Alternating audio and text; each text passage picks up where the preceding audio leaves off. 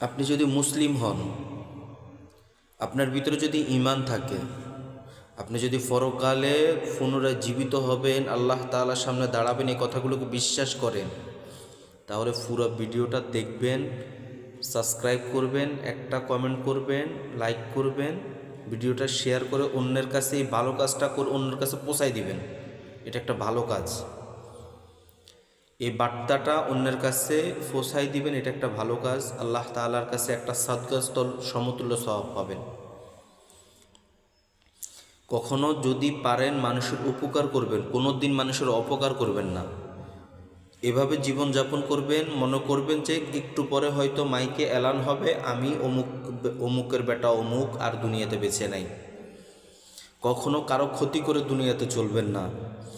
পারবেন মানুষের সেবা করবেন, উপকারও করবেন, কখনো মানুষের ক্ষতি করবেন না।